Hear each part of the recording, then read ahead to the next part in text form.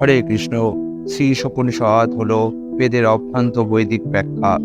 ঈশোপনিষদে ভগবানের নাম না করে তার সম্বন্ধে অনেক কিছু বলা হয়েছে। চলুন কি কি বলা হয়েছে সেগুলো একবার শ্রবণ করা যাক। পরমেশ্বর ভগবান সর্বতভাবে পূর্ণ। তিনি সম্পূর্ণভাবে পূর্ণ বলে এই দৃশ্যমান জগতের মতো তার থেকে উদ্ভূত সব কিছুই সর্বতভাবে পূর্ণ। পরম পূর্ণ থেকে যা কিছু উদ্ভূত হয়েছে তা সবই পূর্ণ। কিন্তু যেহেতু তিনি হচ্ছেন পরম পূর্ণ, তাই তার থেকে অসংখ্য অখণ্ড ও পূর্ণ সত্তা বিনির্গত হলেও তিনি পূর্ণরূপেই অবশিষ্ট থাকেন।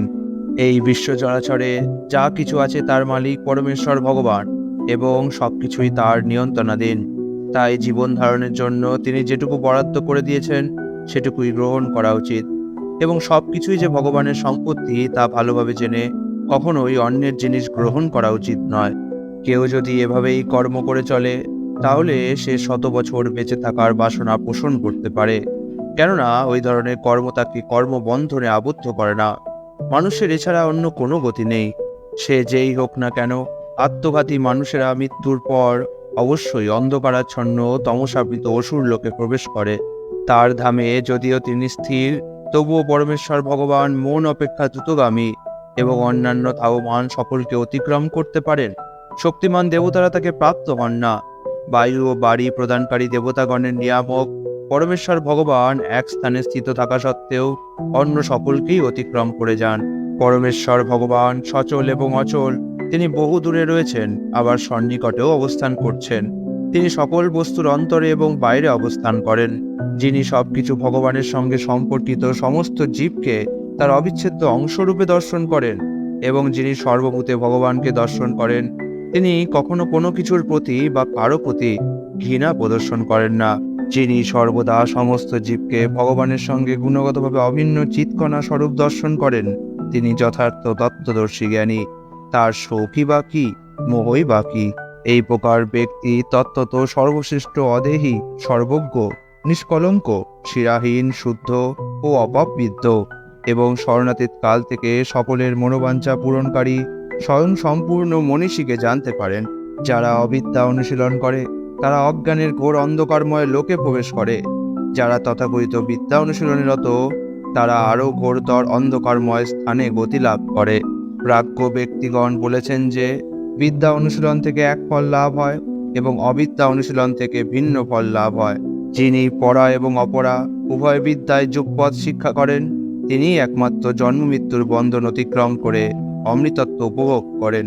দেবতার উপাসনায় যারা নিয়োজিত তারা অজ্ঞানতার অন্ধকারতম প্রদেশে প্রবেশ করে, কিন্তু নির্বিকার ব্রহ্ম উপাসকগণ আরও অন্ধকারময় লোকে পতিত হয়। বলা হয় যে সর্বকারণের পরম কারণের উপাসনা দ্বারা এক ফল লাভ হয় এবং যিনি পরমেশ্বর নন তার উপাসনা দ্বারা ভিন্ন ফল লাভ হয়। যে সমস্ত ধীর ব্যক্তি সুস্পষ্টভাবে বিশ্লেষণ করেছেন তাদের কাছ থেকে এই বিষয়ে শোনা যায়, পরম পুরুষ ভগবান তার অপ্রাকৃত নাম এবং অস্থায়ী দেবতাকুল, মানুষ ও পশুকুল সহ অনিত্য জগৎ সম্বন্ধে পরিপূর্ণভাবে জানা উচিত।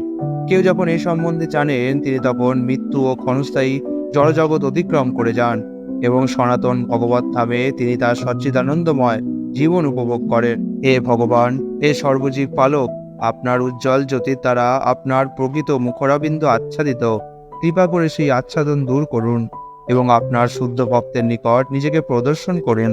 হে প্রভু, হে আদি কবি ও বিশ্বপালক, হে যম, শুদ্ধ ভক্তদের পরমগতি এবং প্রজাপতিদের সহিত কৃপা করে আপনার অপ্রাকৃত রশ্মির জ্যোতি অপসারণ করুন, যাতে আপনার আনন্দময় রূপ আমি দর্শন করতে পারি। আপনি সনাতন পুরুষোত্তম ভগবান। সূর্য ও সূর্যকিরণের সম্বন্ধের মতো আপনার সাথে আমি সম্বন্ধযুক্ত। এই অনিত্য শরীর বশীভূত হোক এবং সমগ্র বায়ুর সঙ্গে প্রাণবায়ু মিলিত হোক।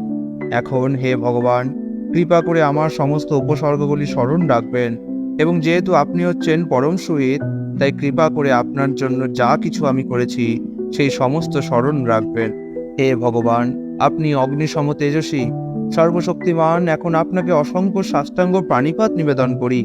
হে পরম করুণাময়, আপনি আমাকে যথাযথভাবে চালিত করুন যাতে পরিণামে আমি আপনাকেই প্রাপ্ত হই। আপনি আমার অতীত কর্ম সম্বন্ধে সম্পূর্ণ অবগত, তাই কৃপা করে পরমাত্ম লাভের অগ্রগতির পথে প্রতিবন্ধক স্বরূপ পূর্ব পাপ কর্মের ফল থেকে আমাকে মুক্ত করুন। ইতি শ্রী ঈশোপনিষদের 18টি মন্ত্রের বঙ্গানুবাদ ও তাৎপর্য সমাপ্ত হলো। হরে কৃষ্ণ।